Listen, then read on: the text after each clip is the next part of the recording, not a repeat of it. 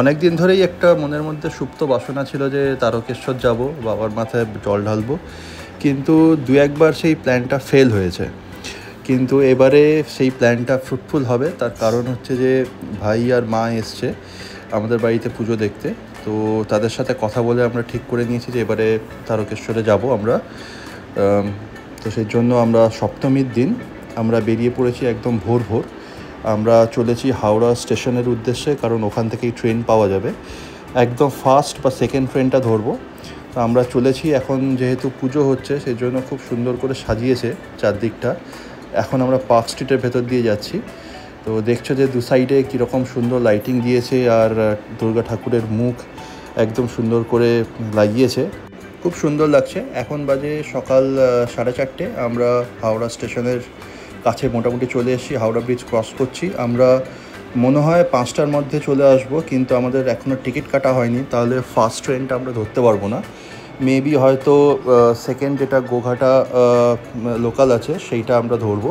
যেহেতু সকাল সকাল আমরা বেরিয়েছি, গাড়ির মধ্যেই অনেকেই ঘুমিয়ে নিয়েছে 1 ঘন্টাখানিক। তো আমরা পৌঁছে গেছি হাওড়া স্টেশনে। এখন বাজে 4:50। তো আমরা এখন স্টেশনের ভেতরে ঢুকবো। বাইরে মোটামুটি পুজোর জন্য বেশ ভিড়।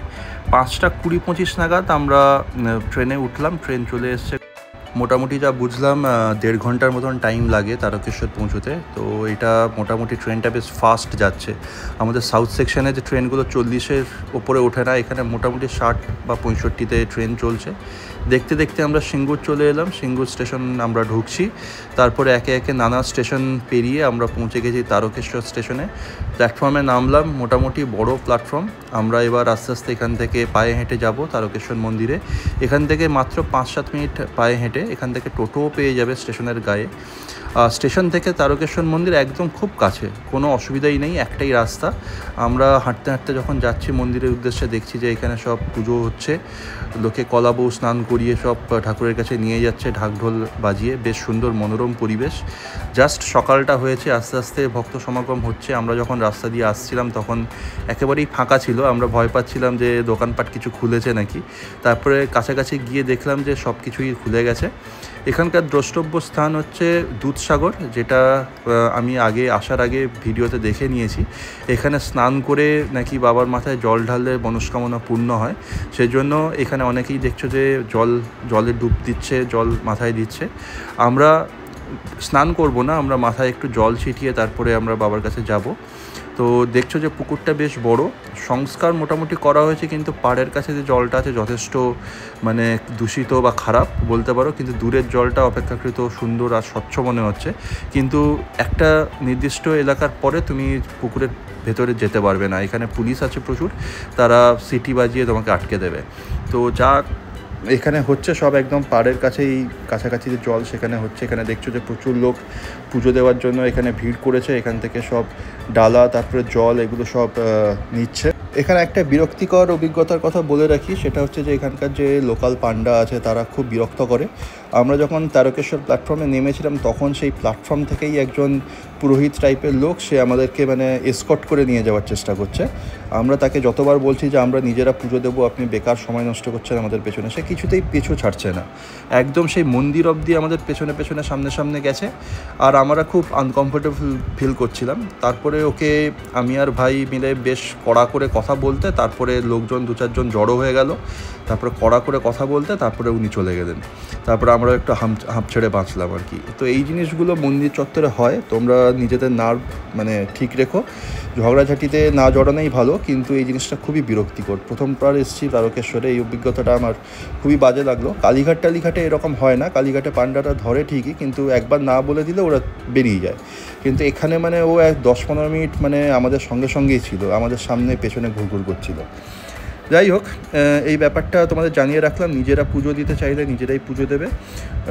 তো সেখানে দেখছি যে মোটামুটি দুধসাগরের সামনে এখানে ঢাক বাজিয়ে সব এখানে লোক স্নান করছে পুজো দেওয়ার আগে। অনেকের মানত টানত থাকে। তো আমরা এখান থেকে জল ঢালার জন্য এখান থেকে ঘট নিয়ে নিলাম। 30 টাকা করে নিল।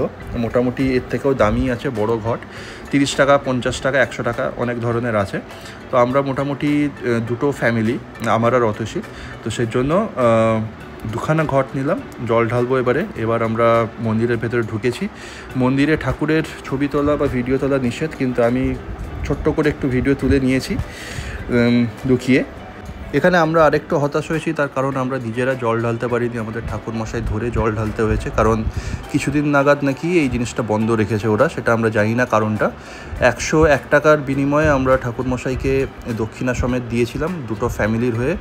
উনি বাবার মাথায় জল ঢেলে দিয়েছে, আমরা একদম সামনে থেকেই দেখেছি যে উনি জলটা মাথায় দিচ্ছেন। তো সেইটা একটা হতাশ হলাম আর কি, নিজেরা দিতে পারলাম না। যাই হোক, বাইরে একটা জায়গায় প্রচুর মোমবাতি আর ধূপ লাগানোর একটা জায়গা ছিল। এখানে মা আর অতসী ভাই সবাই ধূপ আর মোমবাতি জ্বালিয়ে পুজো দিয়ে তারপর ওই জায়গাটা পুঁতে দিল। তো মন্দির এলাকাটা খুবই ছোট্ট, খুব একটা বড় এলাকা না, যেহেতু এখন একটু ফাঁকা আছে, সকালের দিকে আমরা এসেছি, সেই জন্য চারদিকটা একটু আমরা ঘুরে দেখলাম, বেশ ফাঁকা পুকুরই আছে, অতটা ধাক্কাধাক্কি বা ভিড় নেই। যদিও শ্রাবণ মাসে তো মানে এখানে পা দেওয়ার মানে জায়গা থাকে না জানি, সেই জন্য ওই সময়টা আমরা অ্যাভয়েড করেছি। মন্দির চত্বরে আমরা একটু ছবি আর ভিডিও তুলে নিলাম, কারণ এখানে তো সবসময় আসা যাবে না, তো এটা একটা স্মৃতি। তো তারপরে আমরা এখানে ঢিল বিক্রি হচ্ছিল, লোকেরা এই ঢিলগুলি সুতোর মধ্যে বেঁধে এখানে বাবার মন্দিরের সাইডে বেঁধে দেয়, মনস্কামনা যাতে পূর্ণ হয়। তো মা সেই কাজটি করছেন, আমি একটু দূর থেকে ভিডিও তুলে নিলাম। এরপরে আমাদের যেতে হবে, কারণ এখানে আর সেরকম কিছুই দেখার বা করার নেই, আমরা ফিরে যাব। তো আমাদের ট্রেনের টাইমিংটা দেখে নিচ্ছি। আমরা একটা জায়গায় জুতো টুতো এগুলো সব রেখে এসেছিলাম একটা দোকানে, যেখান থেকে আমরা ডালা টালাগুলো নিয়েছিলাম, সেখানে আমরা ফিরে যাব। তো সবার হালকা খিদেও পাচ্ছিল। তো আমি তো সকালবেলা খুব একটা খাই না বাইরে বেরোলে, তো আমি বললাম যে আমি কিছু খাবো না, কিন্তু তোমরা যদি চাও তাহলে এখানে গরম গরম লুচি আর কচুরি এগুলো সব বিক্রি হচ্ছে, খুবই লোভনীয়, তো সেটা তোমরা খাওয়া দাওয়া করতে পারো। এখানে সব কিছুই আর কি নিরামিষ। তো সবাই বললো যে আমি যেহেতু খাবে না, কেউই খেলো না। তো আমরা বেরোনোর আগে আরেকবার দুধ পুকুরের সামনে গেলাম। তো এইখানে একটু দাঁড়িয়ে এখন একটু দেখছি যে হালকা রোদ উঠেছে, তো এখানে বেশ ভালোই ছবি উঠছে, একটু কায়দা মেরে ছবি টবি তুলে নিলাম। তারপরে এখান থেকে কিছু জিনিসপত্র নেওয়ার ছিল, কেনার ছিল। অত সে এখান থেকে একটা সবুজ রঙের কাঁচের শিবলিঙ্গ আর নন্দী নিয়েছে, আর মা নিয়েছে দুটো ফটো ফ্রেম আর একটা ছোট্ট শিবলিঙ্গ। খুব সুন্দর ঘোরা হলো, মনটাও তৃপ্ত হয়ে গেল। অনেক দিনের ইচ্ছে ছিল তারকেশ্বরে আসার, মোটামুটি ঘোরাটা হয়ে গেল। আমি এতটাও ফাঁকা পাবো এক্সপেক্ট করিনি, মেবি হয়তো পুজোর জন্য বা অফ সিজন যাই বলো না কেন। আমরা কিন্তু সোমবার গেছিলাম, তো আমি এক্সপেক্ট করছিলাম যে ভিড় হবে। যাই হোক, আমরা তারকেশ্বর লোকাল ধরে আবার পুনরায় হাওড়া স্টেশনে ফিরে এলাম। তারপর ওখান থেকে একটা ক্যাব নিয়ে এবার বাড়ি ফিরছি। বেশ রোদ বেরিয়েছে, এখন 11:30-12টা বাজে, বেশ রোদ বেরিয়েছে। বাড়ি ফিরবো। ভিডিওটা আমি আপাতত এখানেই শেষ করছি। যদি ভালো লেগে থাকে তাহলে অবশ্যই লাইক, কমেন্ট আর শেয়ার করে দিন।